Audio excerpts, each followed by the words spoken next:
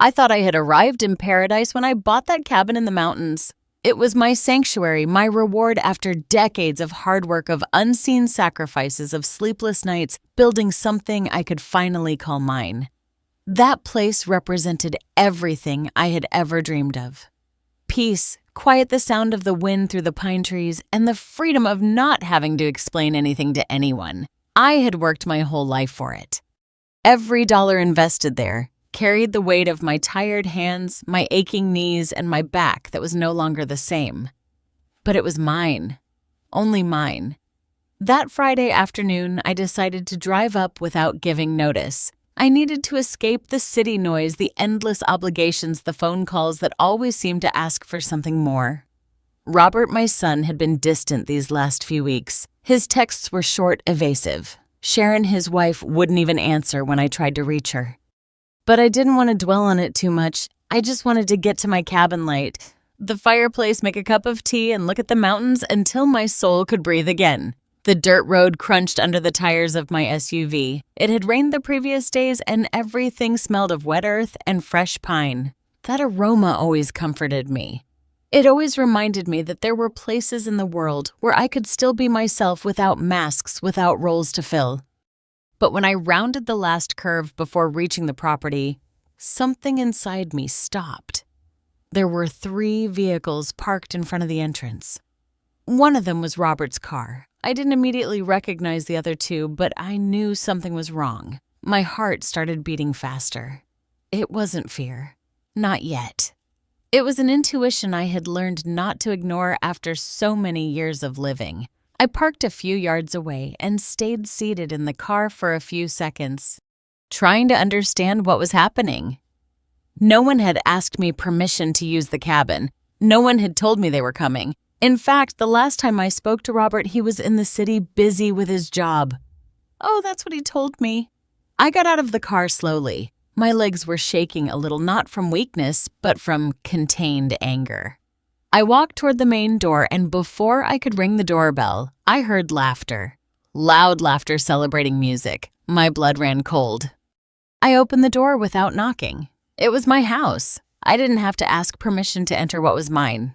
The first thing I saw was the living room completely transformed. My furniture was still there, but everything else had changed.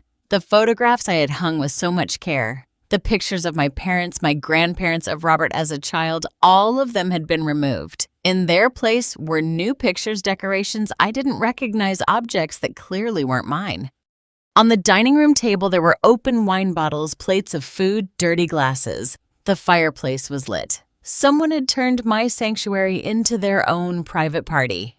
Sharon was the first to see me. She was sitting on my favorite couch, the one I had bought after months of searching for the right one, with a glass of wine in her hand and an expression of complete comfort. When our eyes met, her face changed.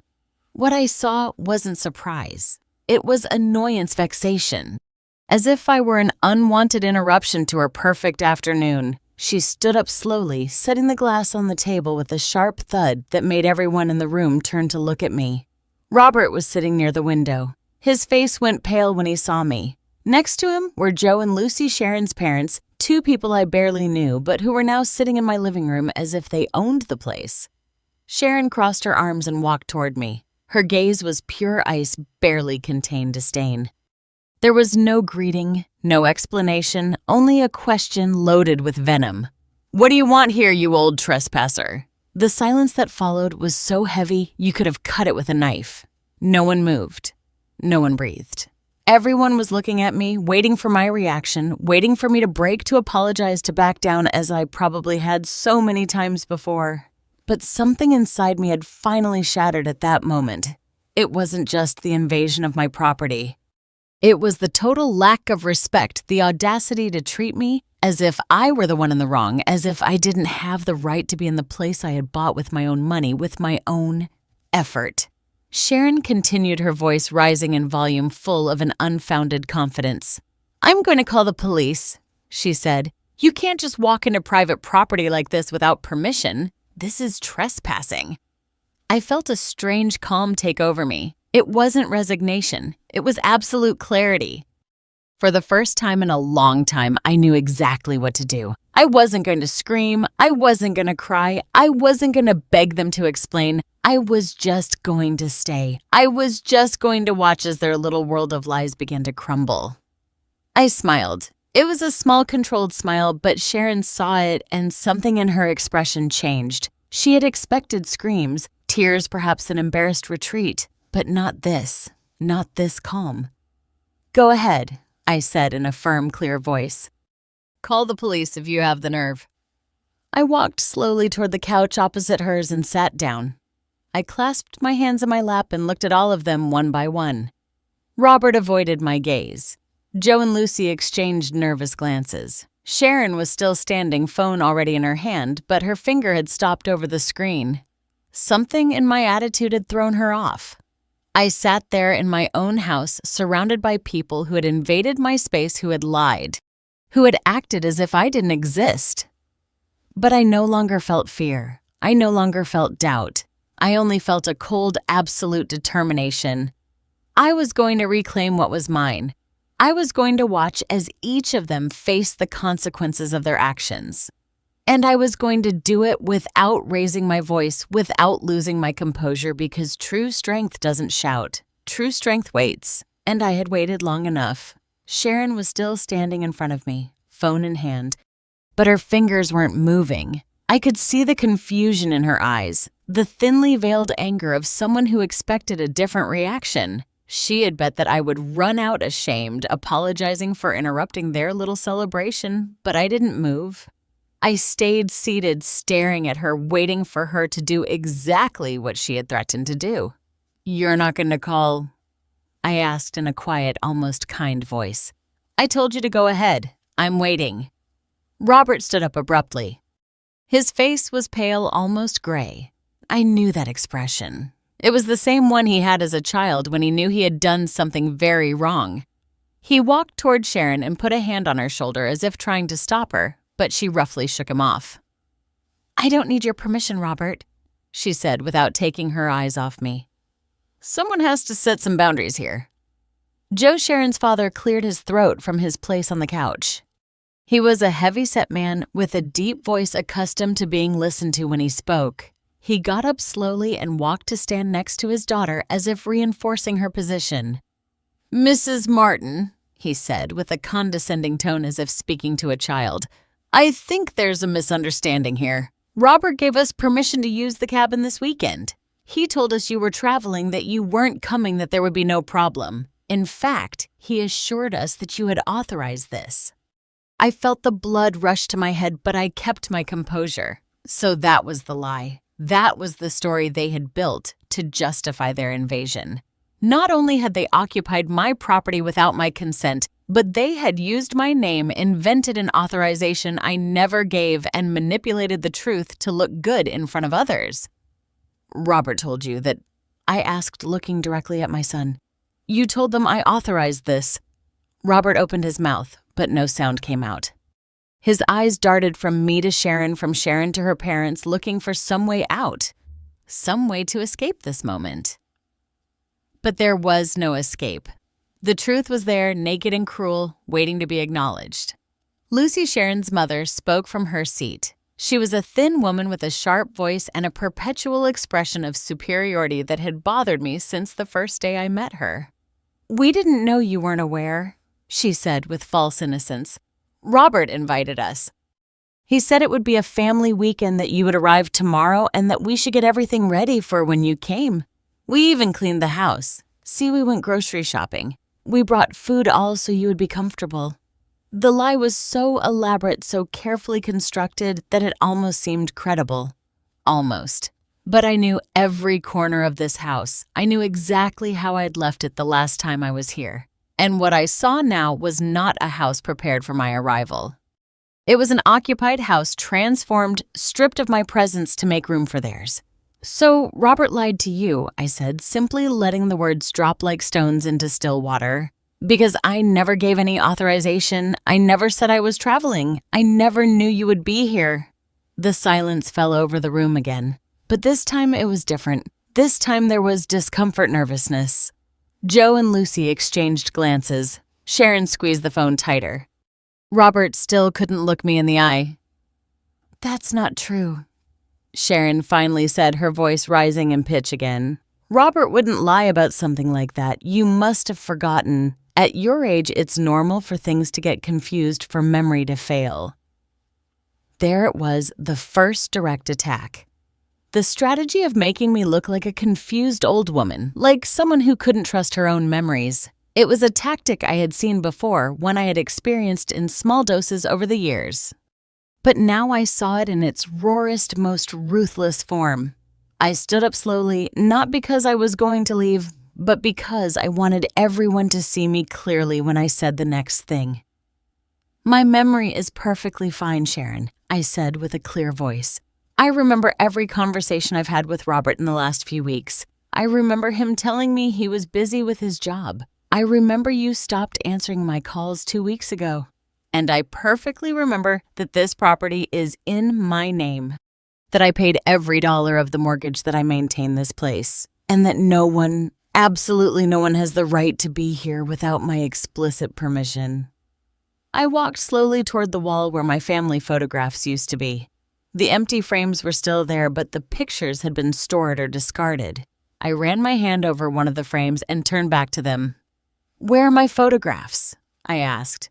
Where are the pictures of my parents, my grandparents, of my son when he was little? No one answered. Sharon looked away. Lucy sat down again, uncomfortable. Joe cleared his throat but didn't say anything. We stored them, Robert finally said, his voice barely a whisper. We thought you wanted to refresh the decor. They're in the upstairs closet. You thought I wanted to refresh the decor? I repeated, letting the question hang in the air. Or did you decide that my presence here wasn't necessary, that you could erase me from my own house and replace me with what you preferred? Sharon finally exploded. Her control broke and all the anger she'd been suppressing surged to the surface. This is ridiculous. Robert is your son. He has a right to use this house. You're always saying that what is yours is his, that you work to leave him something. And now it turns out we can't even come for a weekend. You have the right if I give permission, I replied coldly. You have the right if you ask me. You have the right if you respect the basic rules of coexistence. But sneaking in, lying about my authorization, removing my belongings, and then treating me like a trespasser when I show up on my own property, that is not a right. That is invasion. Sharon took a step toward me, her face red with fury. You know what? You're right. I am going to call the police. I'm going to tell them there's an agitated woman in our house, that she's causing problems, that we need help. I smiled again. That same calm smile that had unnerved her so much before. Go ahead, I said again. Please do it. In fact, I insist. I think it's exactly what we need here. A third party who can see this situation clearly. And this time, Sharon dialed the number. The sound of the phone dialing broke the tense silence of the room. Sharon had the speaker activated, probably so we could all hear, so I would know she was serious. Her hand trembled slightly, but her expression remained defiant. Robert had sat down again, his head in his hands. Joe and Lucy remained silent, watching the scene as if they were spectators in a theater. A female voice answered on the other end of the line. Local police? What is your emergency? Sharon took a deep breath before speaking, composing her voice to sound scared, vulnerable. Yes, hello. I need help. There's a woman in our house causing a disturbance. She entered without permission and is threatening us. We are at the mountain cabins. Mile marker 18 of the main road. I felt my blood boil, but I stayed calm. Every word that came out of her mouth was a calculated lie. Our house entered without permission, threatening us, all designed to make me look like the aggressor, the troublemaker. Does the person represent an immediate danger? The operator asked. Sharon looked at me with barely contained hatred.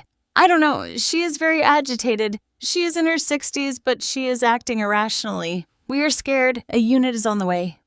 Stay in a safe place and do not confront the person. You can leave the house. Yes, we can try, Sharon replied, cutting the call with exaggerated drama. She turned to the others with a triumphant expression. You heard them. The police are coming. You better leave before they arrive and this gets worse for you. I sat back down on the couch. I crossed my legs and placed my hands in my lap. I wasn't going to move. I wasn't going to give them the satisfaction of seeing me run away. "I'm not going anywhere," I said calmly. "In fact, I'm eager to speak with the authorities. I think they will find what I have to show them very interesting." The confidence on Sharon's face wavered for a second. Just a second, but I saw it. Robert lifted his head and looked at me with an expression I couldn't decipher. Was it fear, guilt, regret? The next 20 minutes were the longest of my life. No one spoke. Joe and Lucy whispered to each other occasionally. Sharon paced back and forth across the room, occasionally looking out the window. Robert remained motionless like a pillar of salt, and I stayed seated, waiting with a calm that surprised even myself. Finally, we heard the sound of an approaching engine. A patrol car from the local police parked in front of the house. 2 officers got out of the vehicle, an older man of robust build and a young woman carrying a notebook. Sharon ran to the door before they could knock. She flung it open with an exaggerated expression of relief. "Thank you for coming so fast. She's inside. She came in without permission and won't leave." The officers entered cautiously, assessing the situation with trained eyes. The older officer looked at me and then at Sharon. "Who is the owner of this property?" he asked in a neutral voice. Sharon opened her mouth to answer, but I spoke first. I said, standing up. "My name is Alice Martin. This is my property." "That's not true." Sharon interrupted immediately. "She's my husband's mother. We have permission to be here. She's the one who came in without warning and is causing trouble." The officer looked at me with an expression I had seen many times before. It was the look of someone who had already decided to believe the version of the younger, more convincing person. It was the look that assumed the older woman was confused, that there were probably family misunderstandings, that this was an unimportant domestic issue. "Ma'am," he said condescendingly, "do you have any documents to prove this property is yours?" I smiled. It was the moment I had been waiting for. "Yes, officer. I have all the necessary documents." I walked to my purse, which I had left by the door when I entered. I opened it calmly and took out a folder I always carried with me. Inside were the property deeds, the latest property tax payment, the utility bills in my name, and a letter from the bank confirming that the mortgage was completely paid off. I handed the documents to the officer. He reviewed them carefully, flipping through each page, verifying dates and names. His expression began to change. The young female officer came closer to look as well, and they exchanged a significant glance. "Everything is in your name," the officer finally confirmed, looking at Sharon with a completely different expression, Mrs. "Alice Martin is the sole registered owner of this property." Color drained from Sharon's face. Joe stood up abruptly. Lucy let out a small gasp. Robert closed his eyes as if he wanted to disappear. But Robert is her son," Sharon stammered. "He told us we could be here, that she had given permission." The young officer spoke this time, her voice firm but professional. "Ma'am, the fact that he is the owner's son does not give him an automatic right to use the property without her consent. And, Mrs. Martin says she never gave that permission." "I never gave it," I said in a clear, strong voice. "I arrived here expecting to find my house empty, and I found all of them occupying it as if it were theirs. They removed my photographs, brought their things, lied to other relatives, saying I had authorized this. And when I showed up, they called me a trespasser and threatened to call the police. Well, here are the police, and here are the documents that prove I am the one with the right to be here." The older officer turned to Sharon with a serious expression. "It is clear that Mrs. Martin did not give permission for you to be here." Sharon looked at Robert, desperately seeking help, but he still couldn't speak. Finally, it was Joe who replied. "There was a misunderstanding," he said with a tense voice. "Robert invited us. We thought everything was in order." "It was not a misunderstanding," I intervened. "It was a deliberate lie, and now I want all of you off my property immediately." The young officer took notes in her notebook. The older officer looked at me with an expression that was now respectful. "Mrs. Martin, you are within your rights to ask them to vacate your property. Do you wish to file a formal complaint?" I looked at each of them. At Sharon with her mixed rage and fear at Joe and Lucy trying to look innocent, at Robert destroyed by shame, and I felt something break inside me. It wasn't sadness, it was liberation. "I want them to leave," I said simply. "Now." The older officer nodded gravely and turned to Sharon and the others. "You must vacate the property immediately. Mrs. Martin has proven to be the sole legal owner and has requested that you leave. If you do not do so voluntarily, we would have to proceed with a forced eviction." Sharon opened her mouth to protest, but the young officer interrupted her firmly. "You can gather your personal belongings now, but you must leave the premises within the next 30 minutes. I saw how reality began to settle on their faces, the public humiliation of being exposed in front of the authorities, of having their lie unmasked so brutally. But that was only the beginning. There was something else I needed to do, something I had been putting off for years out of fear, out of misplaced love, out of that horrible habit of sacrificing myself for those who never valued me. "Officer," I said calmly, "before they go, there's something else I need to clarify in front of witnesses." Everyone looked at me. Robert lifted his head, his eyes full of a silent plea. He knew what was coming after all these years. He knew. I went back to my purse and pulled out another folder. This one was thicker, heavier. It contained years of documents, receipts, bank transfers, contracts. I opened it on the dining room table, clearing the glasses and plates that were still there. "Robert," I said, looking directly at him, "how much money have I given you in the last 5 years?" He turned even paler. If that was possible. "Mom, please answer the question." The silence was deafening.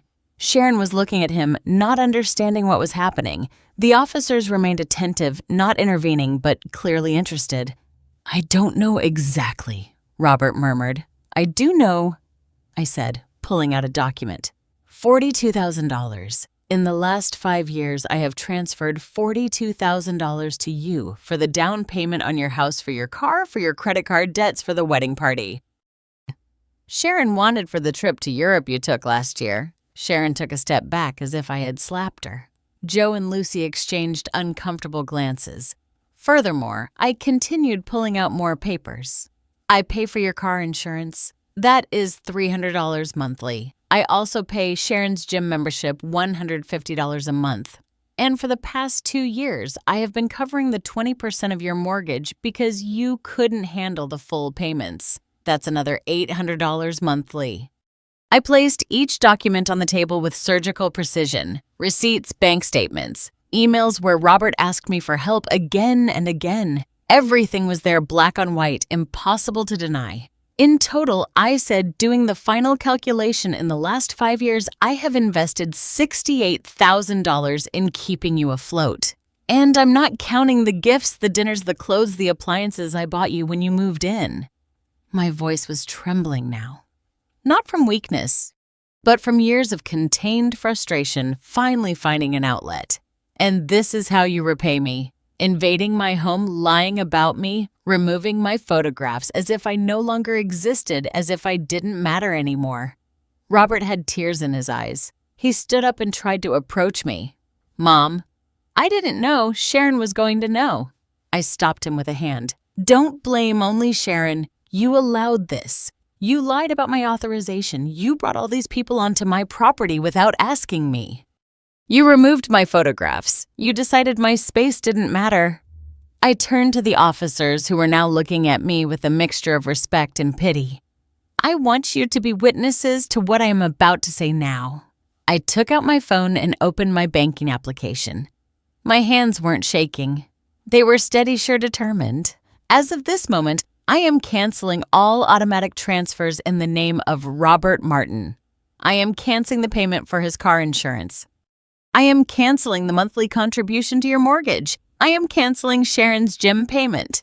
I pressed button after button, confirming each cancellation. Sharon watched the scene with growing horror. Joe had stood up trying to comprehend the magnitude of what he was witnessing.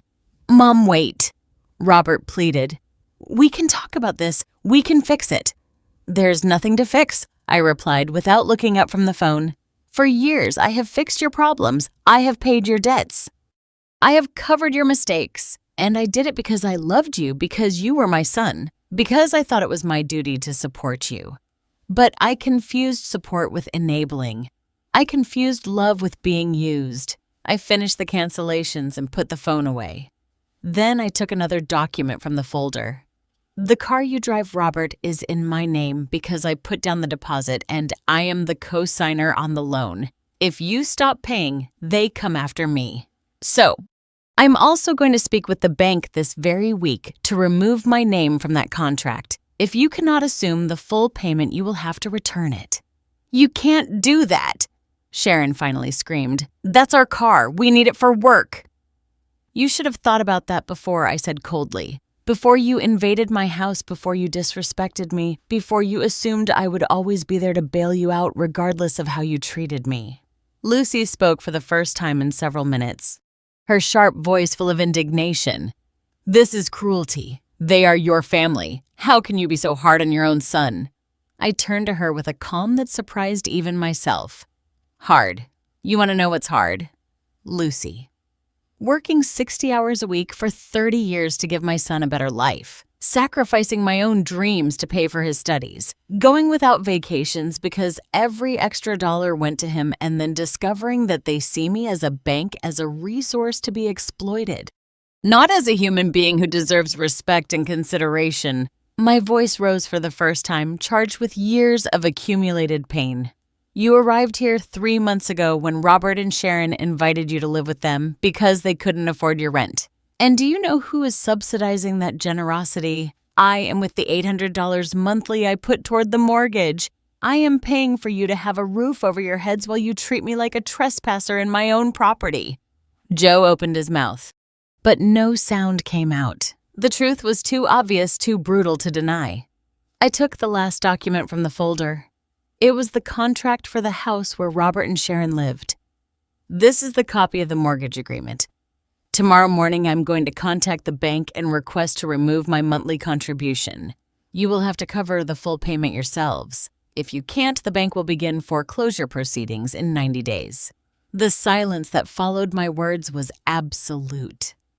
Even the officers seemed uncomfortable with the tension filling the room. Sharon had her hands over her mouth, her eyes wide as the magnitude of what had just happened began to sink in.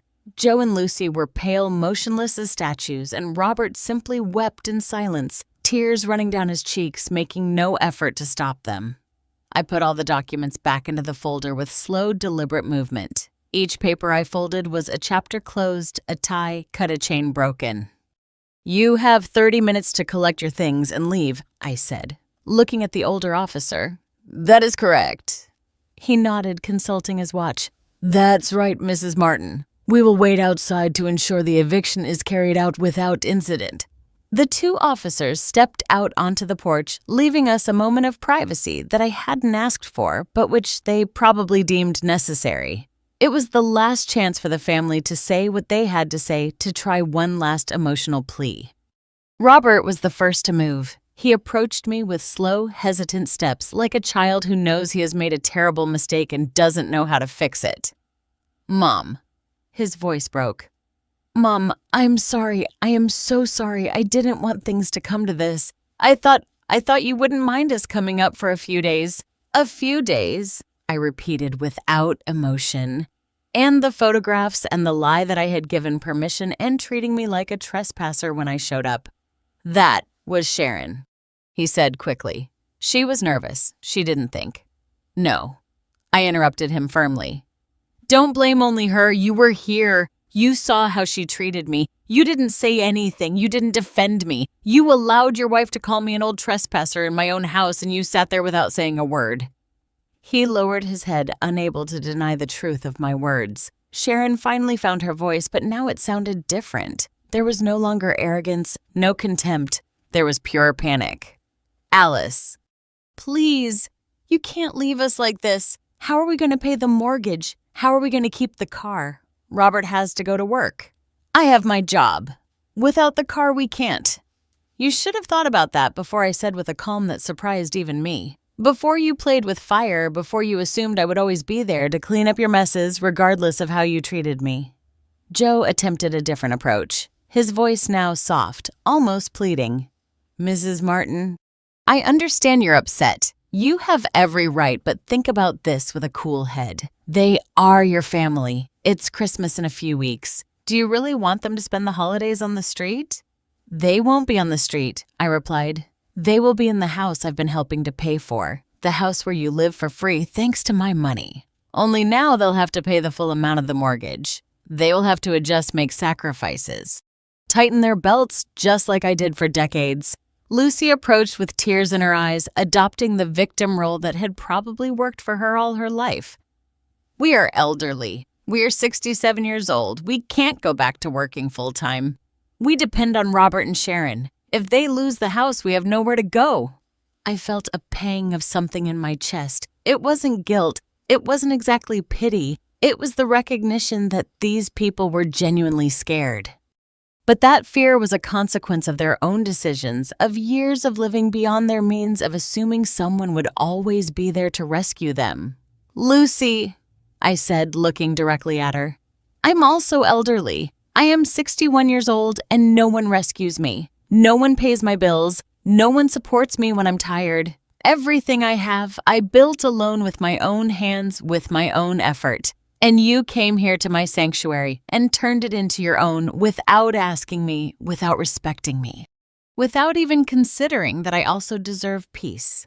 I walked to the window and looked outside where the two officers waited next to their patrol car. The sun was beginning to set behind the mountains. Soon it would be night. Soon they would be on the road driving back to the city in the cold evening. You have 20 minutes, I said without turning around. Start packing. For the next few minutes, I heard the chaos of people hurriedly gathering their things, suitcases being zipped, objects being stuffed into bags, quick footsteps going up and down the stairs. No one spoke. Only the sound of urgency, of contained panic, of a world crumbling. Sharon walked past me carrying a large bag. She stopped for a second as if to say something, but finally just kept walking.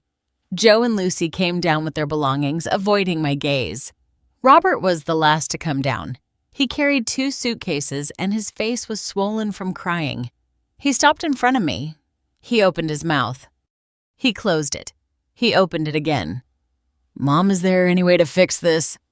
Any way you can forgive us. I looked at him for a long moment. I saw the child he had been, the son I had loved more than my own life. But I also saw the man he had become. A man who had learned to take without giving. A man who had confused my love with weakness. Robert, I said softly, forgiveness doesn't come with an attached check. If I can ever forgive you, it will be because you have learned to be responsible for your own life. Because you have understood that loving someone doesn't mean using them. Because you have grown. But without my help, I interrupted him. You will learn what I had to learn alone. That life is hard, that nobody owes you anything, that respect is earned and dignity is protected. You will learn or you won't learn, but it is no longer my responsibility to teach you. The older officer appeared at the door, Mrs. Martin, are they ready to go? Is there anything else you need? No, officer. Thank you for your help. One by one they left. Joe and Lucy first carrying their suitcases toward one of the cars. Sharon followed head down defeated, and finally Robert walking slowly as if his feet weighed tons. Before getting into the car, he turned back one last time toward the house. Our gazes met through the window. I raised my hand in a gesture that was neither a wave nor a goodbye. It was simply acknowledgement that this was happening, that there was no turning back. The engine started. The taillights came on, and slowly the 3 vehicles began to drive away along the dirt road, kicking up dust in the growing darkness. The officers approached one last time. Are you going to be okay, Mom? The young officer asked with genuine concern. I smiled, and for the first time in a long time it was a real smile. Yes, I said, I'll be fine. After the officers left, I stood on the porch for a long time watching the last lights of the vehicles disappear in the distance. The silence of the mountain enveloped me like a warm blanket. It wasn't an empty silence. It was a silence filled with peace, liberation, and possibilities. For the first time in years, I could hear my own thoughts without the constant noise of others' demands. I went inside the house and locked the door. My hands trembled slightly, not from fear, but from the rush of adrenaline finally beginning to leave my body. I had done something I had been putting off for years. I had said no. I had set boundaries. I had chosen my own dignity over maintaining a false family peace. I walked through the living room, picking up the dirty glasses, the abandoned plates, cleaning up the remnants of the invasion. As I worked, my mind began to wander to the past, to the moments that had led me here to this breaking point. And I understood that this hadn't started today. It had started many years ago with small decisions that accumulated until they became a pattern of life. I remembered when Robert was 23 years old and lost his first job. He came to me crying, saying he couldn't pay his rent, that he was going to be evicted. I had just received my first raise in years, a raise I had planned to use to finally take that trip to Europe I had always dreamed of. But I looked into his eyes, saw his desperation, and I gave him the money. $2,000. That meant my vacation, my rest, my moment of reprieve. It's only this time, Mom, he had promised me.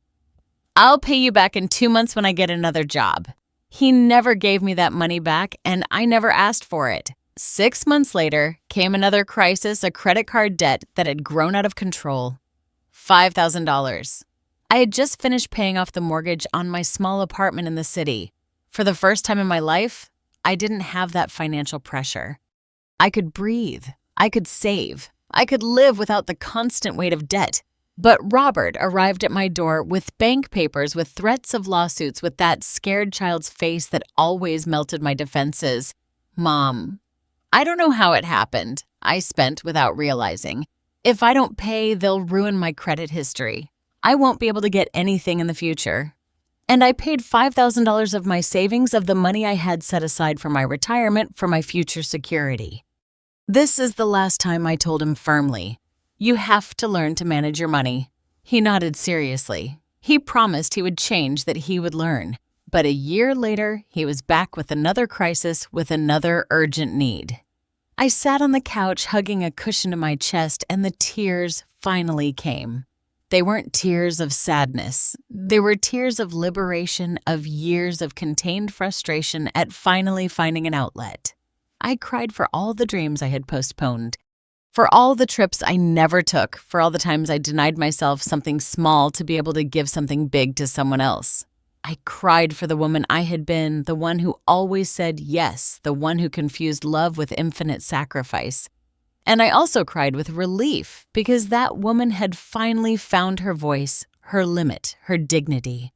I remembered when Robert met Sharon. From the first moment I knew there was something about her that unsettled me. It wasn't just her distant attitude or her way of talking as if the world owed her something. It was the way she looked at things, calculating values, measuring possibilities. When they got engaged, Sharon had insisted on a big, elegant, expensive wedding. It's the most important day of my life, she had said with those bright eyes. I'm only getting married once. The wedding cost $23,000. Robert and Sharon put in $5,000. Sharon's father put in $3,000. And I, who had promised to contribute $5,000 to help, ended up paying $15,000 because unexpected expenses came up and we couldn't cancel the contracts. $15,000 that represented 2 years of careful saving. $15,000 that I had planned to use to buy this cabin in the mountains. I had to wait 3 more years working overtime, denying myself basic pleasures to finally be able to make the down payment on this property. And here they were, years later, occupying this place that I had bought with so much sacrifice, treating it as if it meant nothing, as if it was simply another resource available for their use. I got up and went upstairs to the master bedroom. I opened the closet where Robert had said they stored my photographs. There they were, carelessly piled up in cardboard boxes. I took them out one by one and placed them on the bed, my mother smiling in her garden, my father in his work uniform. My grandparents on their 50th wedding anniversary, and Robert, my little Robert at 5 years old, riding his first bicycle. I held that photograph in my hands and looked at it for a long time. He was such a happy child then, so innocent. At what point had he lost that sparkle in his eyes? At what point had he learned that he could take without giving? and how much of that was my fault for having taught him that I would always be there to rescue him. The question hurt more than I expected because part of this, a part I didn't want to admit, was my responsibility. I had raised a son who didn't know how to face consequences, who didn't know the real value of money because he had never had to fight for it, who assumed that love meant the infinite availability of resources. But I also understood, sitting there in that quiet room, that it wasn't too late to teach him the most important lesson. Not with words, not with sermons, but with actions.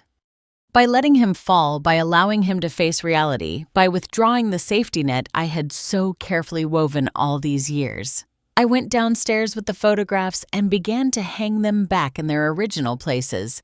Each frame I hung was an act of recovery of my space, of my history, of my identity that I had allowed to be erased so easily. When I finished, the living room looked as it should look like my living room, with my memories, with my history imprinted on those walls.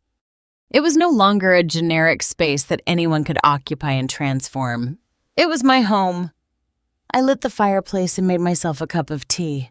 I sat down in front of the fire and let the warmth penetrate my tired bones. It had been an exhausting, emotional, devastating day in many ways, but it had also been liberating. I took out my phone and checked the confirmations of all the cancellations I had made. Robert's car insurance canceled. The monthly contribution to his mortgage canceled. Sharon's gym payment canceled. Each notification was a reminder that I had done it, that I had taken the step, that there was no turning back. My phone vibrated with a message. It was from Robert. "Mom, we made it home. Please reconsider. We can't do this without your help. I beg you." I looked at the message for a long time. My fingers moved over the keyboard, writing and deleting responses over and over. Finally, I wrote something simple. "Robert, I love you. But love doesn't mean allowing you to disrespect me. Learn to live within your means. Learn to value what you have. Learn to be responsible. When you do that, we can talk." I sent the message, and then with a determined movement, I blocked his number. The first 3 days at the cabin were of absolute silence. I received no calls. I had no messages. There were no attempts at contact. It was as if I had cut a cord that connected me to a world of constant demands. And now I simply floated in space. Free, but also strangely alone. I spent the mornings walking in the woods around the property, watching the light filter through the pine trees, listening to the birds sing as if celebrating my presence. In the afternoons, I read books I had bought years ago and never had time to open. I cooked simple food just for myself without having to worry about anyone else's tastes. I slept deeply without sudden awakenings, without that nocturnal anxiety that had been my companion for so long. It was peace. It was freedom. But there were also moments when doubt crept through the cracks in my determination. On the 4th day, I decided to return to the city. I had things to resolve, promises to keep. I couldn't hide in the mountains forever, as tempting as it was. As I drove back, I mentally rehearsed the conversations I would have to have with the bank, with the insurance company, with the lawyers, if necessary. I arrived at my apartment in the city at noon. The answering machine was blinking with 15 new messages. I listened to them all while making coffee. 3 were from Sharon, each one more desperate than the last. 4 were from unknown numbers that were probably Joe and Lucy trying to communicate from other phones. 5 were from family friends clearly contacted by Robert to intercede, and 3 were from the bank. I started with the bank. I called the number they had left, and a representative answered. "Vicente, Mrs. Martin." He said, "We're calling because we noticed you canceled your monthly automatic transfer. We wanted to confirm if this was intentional or if there was an error in the system." "It was completely intentional," I replied firmly. "I want to remove my monthly contribution to my son's mortgage, and I also need to talk about removing my name as co-signer on his car loan." There was a pause on the other end of the line. I could hear rapid typing. "I understand. Regarding the car, your son would have to refinance the loan without you as a co-signer, which would require him to qualify on his own. Do you want us to send the necessary documentation?" "Yes, please. And regarding the mortgage without your monthly contribution, the payment would increase by $800. Is your son aware of this change?" "He is aware," I said, although I didn't know if he had really processed the magnitude of what it meant.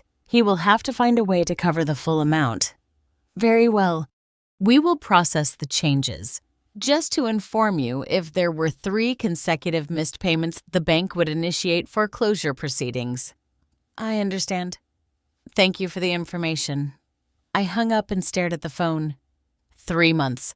Robert had 3 months to find $800 extra each month. It was possible if they reduced expenses, if Sharon worked more hours, if they stopped living beyond their means. But it would require sacrifice, discipline, maturity.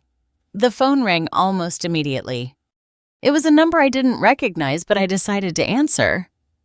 Alice! It was Lucy's voice, trembling, pleading, "Please don't hang up. I need to talk to you." I took a deep breath. "What do you want, Lucy?" "I came to the bank this morning with Robert. They told us you canceled everything. The car insurance, you're part of the mortgage." "Alice, we can't afford all that." "Robert earns $1,800 a month. The full mortgage is $1,400. The car insurance is $300. The bills for electricity, water, and internet are another $250. How are we going to live on $150 a month?" I did the math quickly in my head. The numbers didn't add up. "Lucy, if Robert earns $1,800 and the full mortgage is $1,400, that leaves $400, not $150. But the car insurance..." "The car insurance that you were paying," I interrupted her. "If you can't pay for it, then you can't have the car. It's that simple. Sell the car. Buy something cheaper that you can maintain. Use public transport. Look for alternatives." "But it's no longer my problem." "Sharon also works," Lucy continued quickly. "She earns $900 a month. That gives us $2,700 in total." "Then you have enough," I said, calculating. $1,400 for the mortgage, $300 for insurance if you decide to keep the car, $250 for utilities. That's $1,950.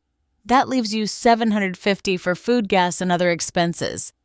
It's tight, but it's possible. But we also live there," Lucy said, her voice going up an octave. "Joe and I need to eat. We need our medications. Joe has to go to the doctor every month.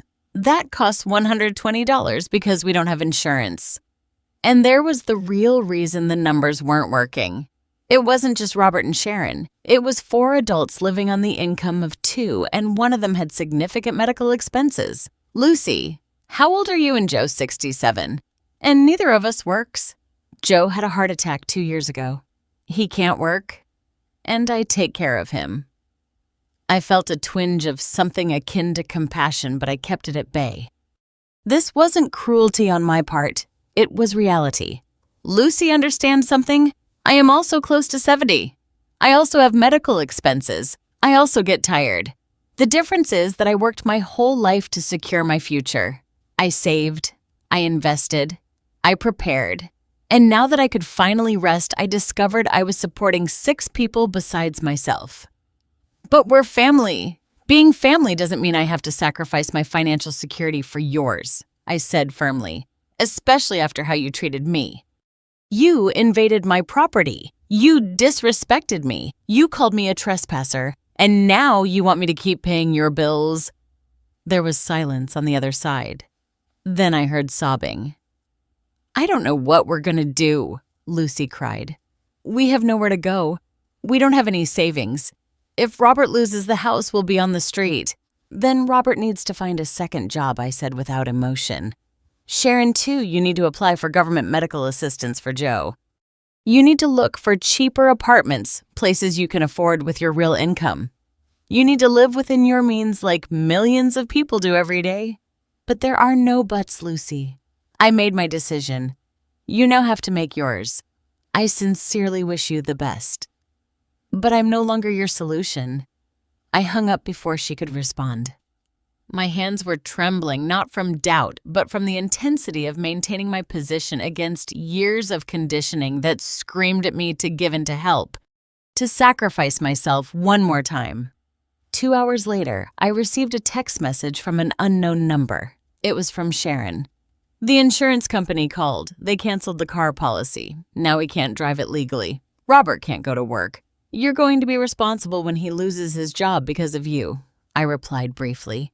You can take the bus. You can look for alternatives. I am no longer responsible for the consequences of your decisions." The next day, I personally went to the bank where they had the car loan. I filled out all the necessary forms to remove my name as cosigner. The representative explained that Robert would have 30 days to refinance or return the vehicle. "Are you sure about this?" the employee, a young man in his 30s, asked me. "It's a process that cannot be easily reversed. I am completely sure." I left the bank feeling lighter than I had in years. Every document signed was a weight off my shoulders. 2 weeks passed. 2 weeks in which I remained firm in my silence and my decision in my newly established boundaries. I had returned to the cabin after resolving all the matters in the city. I needed that sanctuary more than ever. The mornings were cold now with that late October temperature that announced the arrival of winter. I woke up early, made a coffee, and sat on the porch wrapped in a blanket, watching the sun paint the mountains in golden and pink hues. I had managed not to check my phone obsessively. I kept it on silent most of the day, checking it only at night. Messages kept coming, but less frequently. 3 from Robert automatically blocked. 2 from unknown numbers that I deleted without reading. 1 from a distant cousin asking if it was true that I had thrown Robert out on the street, clearly fueled by distorted versions of the facts. But that Friday afternoon, when I checked the phone before making dinner, there were 15 missed calls. All from the same unknown number and 3 voicemails. Something in my stomach tightened. 15 calls in one day was not normal, not even in the middle of a family crisis. I took a deep breath and listened to the first message. It was Robert. His voice sounded broken, barely recognizable amidst the sobs. "Mom, please answer. I need to talk to you. Everything is falling apart. Everything, please." The second message was 2 hours later. This time his voice sounded different, not desperate, but defeated. "Mom, I lost my job. I was fired today. I was late 3 times this week because the bus doesn't arrive on time and my boss said he couldn't tolerate it anymore. Without the car, I can't be punctual. And now I have no way to pay for anything. Nothing." The third message was from only 30 minutes ago, and it wasn't Robert speaking. "Mrs. Martin, this is Joe." His voice sounded tired old. "I need you to know what is happening here. Robert and Sharon have been fighting nonstop for 3 days.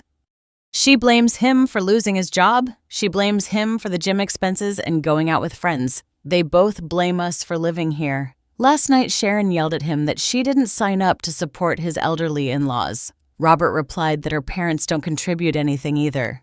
We are destroying ourselves." He paused, and I heard his labored breathing. "My wife hasn't stopped crying in 2 days. I can't sleep because of the chest pain. The shouting doesn't stop. The bank called yesterday saying the first mortgage payment is overdue. Sharon is looking for cheap apartments for Joe and me to move into, but with my condition, no one wants to rent to us. And now Robert is talking about declaring bankruptcy." I closed my eyes and let the phone fall onto my lap. The image Joe painted was one of total collapse of a system that had worked precariously thanks to my financial support, and that now, without that support, was falling apart in the most destructive way possible. Part of me, the part that had been a mother for 61 years, wanted to grab the phone and call. I wanted to say that everything would be okay, that we would find a solution, that I would fix this as I had always fixed everything. That part hurt me physically as if claws were digging into my chest. But there was another part, newer but also stronger, that knew this was exactly what had to happen. That this pain, this chaos, was the price of years of irresponsibility. And that if I intervened now, if I rescued the situation one more time, I would only be postponing this inevitable moment. I would only be guaranteeing that in 5 years or 10, we would be in exactly the same place. The phone vibrated in my hand. Another text message. "Mom, it's me. I know you blocked my number, but Sharon let me use hers. Please just listen to me. I'm not asking you for money. I just need advice. I don't know what to do. The bank gave me 15 days to pay or start foreclosure. I don't have a job. Sharon is looking for a second job, but it takes time. Her parents have nowhere to go. And she told me this morning that if I don't resolve this, she is going to divorce me. I read the message 3 times. I'm not asking you for money. I just need advice. It was the closest to taking responsibility that I had seen from Robert in years. But was it real, or was it just another manipulation? Another way to open the door to eventually ask for exactly what he said he wasn't asking for. I didn't answer. I put the phone away and went for a walk in the woods while there was still light. I needed to clear my mind. I needed fresh air in my lungs. I needed to remember why I had made this decision. When I returned, it had gotten completely dark. I lit the fireplace and made myself a simple dinner. As I ate, the phone rang again. This time, I answered without thinking. "Hello, Alice?" Thank goodness. It was Sharon. Her voice sounded completely different from the last time I'd heard it. There was no arrogance, no contempt. There was only exhaustion and defeat. "I know I don't have the right to call you. I know I treated you horribly, but I need you to know something." I waited without saying anything. "You were right," Sharon continued, her voice breaking. "You were right about everything. We were living beyond our means. We spent without thinking because we knew you would always be there to rescue us. We used you. We disrespected you. And now we are paying the price." I remained silent. My parents are moving out in 3 days. We found a room in a shared house that agreed to rent to them despite my dad's condition. It costs $400 a month and it's horrible. Small in a bad neighborhood, but it's what we can afford. I got a second job cleaning houses at night. Robert is looking for anything, whatever. And we submitted the application for government medical assistance for my dad. She paused and I heard her breathe deeply. "I'm not calling to ask you for money," she finally said. "I'm calling because I need you to know that I understand. I understand why you did it. And even though it hurts, even though I'm terrified, I know it's what we needed, a reality check. And Robert," I finally asked, my voice sounding strange after the long silence, "he understands too." Sharon let out a bitter laugh. "Robert is devastated. He won't stop crying. He says he failed you, that he failed as a son, as a husband, as a man. I think this is the first time in his life that he is really facing the consequences of his actions without having a safety net." "Are you going to lose the house?" I asked, though I already knew the answer. "Probably, unless Robert finds a job in the next few days and we can pay something to the bank to negotiate a payment plan. But even if we manage it, we are going to have to sell the car cut expenses, live completely differently." There was a long silence. Sharon was breathing on the other end of the line, waiting for me to say something, to offer something. "Sharon," I finally said, "do you know how much I've worked in my life?" "No." "Since I was 16. 45 years working. 45 years getting up before dawn, coming home after dark. 45 years postponing my dreams to build security. And in the last 5 years, I have given $68,000 to support you. $68,000 that represent years of sacrifice." "I know," she whispered. "And still you treated me like a trespasser in my own house, as if I didn't matter. I'm sorry, God. I am so sorry." "Sorry is not enough, Sharon," I said with a firm but not cruel voice. "Sorry is just words. What I need to see are actions, real changes, true responsibility. And that takes time, a lot of time." There was a heavy silence on the other end of the line. I could hear Sharon's ragged breathing, the sound of someone trying not to completely fall apart. "I understand," she finally said. "I don't expect your forgiveness. I don't expect your help. I just wanted you to know that for the first time in my life, I am understanding what it means to really struggle, what it means to have no one to turn to. And it's terrifying, but it's also necessary." She hung up before I could reply. I kept holding the phone, looking at the screen that now showed the call duration. 8 minutes and 40 seconds. 8 minutes that had spoken more truth than years of previous conversations. I didn't feel triumph. I didn't feel satisfaction at seeing them suffer. I felt something more complex, more nuanced. It was relief mixed with sadness. It was strength mixed with pain. It was the certainty of having done the right thing, even though it hurt deeply. The following days passed in a strange stillness. I kept receiving sporadic updates, unrequested but not rejected. Joe and Lucy moved into the shared room. Robert got a temporary job in a warehouse working night shifts for $11 an hour. Sharon continued cleaning houses in addition to her regular job. Between the two of them, they earned enough for food for basic utilities, but not for the mortgage. The bank initiated foreclosure proceedings. They had 60 days to vacate the property. Sharon found a small one-bedroom apartment in a modest neighborhood. It cost $600 a month. It was all they could afford. They sold most of their furniture to gather the deposit. 3 weeks after that last conversation with Sharon, I received an unexpected call. It was from a number I didn't recognize, but this time I decided to answer. Mrs. Martin. It was a male voice, formal, professional. Yes, this is she. My name is Marcus Flores. I am a financial counselor. Your son, Robert, came to see me this week seeking help organizing his finances. During our session, he mentioned what had happened between you. He asked permission to give you my number in case you wanted to speak with someone neutral about the situation. I was surprised. Robert had sought professional help. That was something he had never done before. And why are you calling me? Because part of my job is to help families rebuild not only their finances, but also their relationships, he explained. And because Robert authorized me to share something with you that I think you should know. I waited in silence. Your son cried throughout the first session, not because he had lost his house or his car. He cried because he really understood for the first time how much he had abused your generosity. He showed me the records of everything you had given him over the years. And he told me he had no idea it had been so much that he had never added it up, that he had never seen the whole picture. I felt a knot form in my throat. We are working on a plan for him and Sharon to live within their real income. It's tight, very tight, but it's possible. And for the first time, he is committed to making it work without external help. Are you asking me to help him? I asked directly.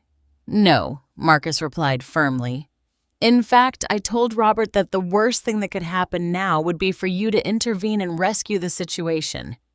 I told him that this moment, as painful as it is his opportunity to grow to learn to become the man he needs to be. So why are you calling me? Because I also work with parents who have had to make difficult decisions like yours. And I know that even though it's the right thing to do, it doesn't stop hurting. I wanted you to know that your son is taking this seriously, that he is changing, and that someday when the time is right, he will probably want to talk to you, not to ask for help, but to thank you for forcing him to wake up. We hung up after a few more minutes of conversation. I sat in front of this fireplace for a long time processing what I'd just heard. There was a part of me that wanted to believe Robert was truly changing. But there was another part more cautious that knew that true change takes time, that words are easy and actions are difficult. 2 more months passed. December arrived with its biting cold and short days. I stayed at the cabin practically the entire time, enjoying the solitude I had craved for so long. I read, I walked, I cooked, I slept. I lived without the constant weight of others' demands. And I discovered something surprising. I was happy, genuinely happy in a way I couldn't remember being in years. On Christmas Eve, as I prepared a simple dinner just for myself, the phone rang. It was an unknown number, but something made me answer. Mom, it was Robert. His voice sounded different. More mature, calmer. Robert, I said neutrally. I know you don't want to talk to me, and I completely understand, but it's Christmas, and I needed to call you not to ask you for anything, just to tell you something. I waited. Thank you, he said simply. Thank you for doing what none of us had the courage to do. Thank you for forcing me to grow. Thank you for loving me enough to let me fall. I felt tears start to roll down my cheeks. Sharon and I are in the new apartment. It's small, but it's ours. Paid for with our money. I'm working 2 jobs now. She is too. We are tired all the time, but we are okay. And for the first time, I understand what you lived through all those years, the sacrifice, the effort, everything. I'm glad to hear that, I said with a trembling voice. I'm not calling to ask you to come back into my life, he continued. Not yet.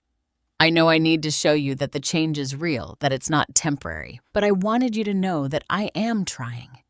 Really. That's all I ever wanted. I said softly, "for you to learn to rely on yourself, for you to become a responsible man." "I know, Mom, and I'm going to achieve it, even if it takes years." After hanging up, I stared at the fire for a long time. I didn't know if Robert would really change. I didn't know if we could ever rebuild our relationship. But for the first time in a long time, I had hope. A cautious, protected hope, but hope nonetheless. 2 days later, I received a final message. It was from Sharon.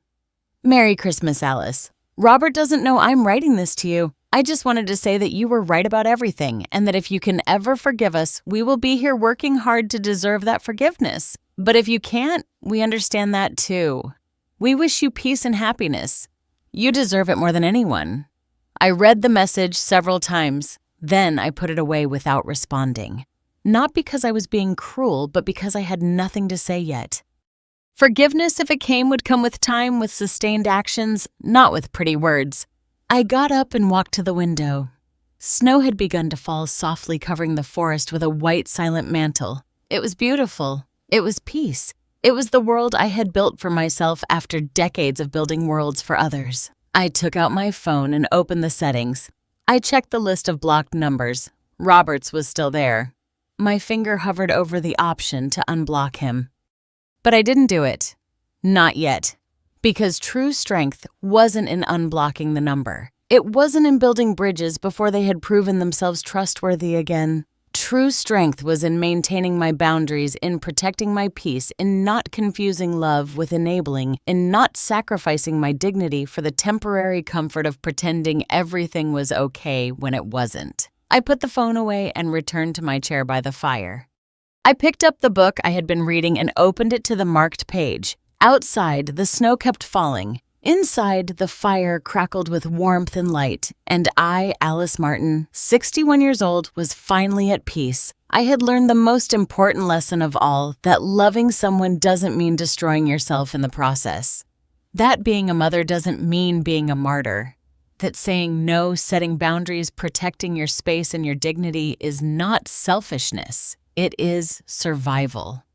It is self-respect. It is true love. The kind of love that teaches instead of enables, that strengthens instead of weakens.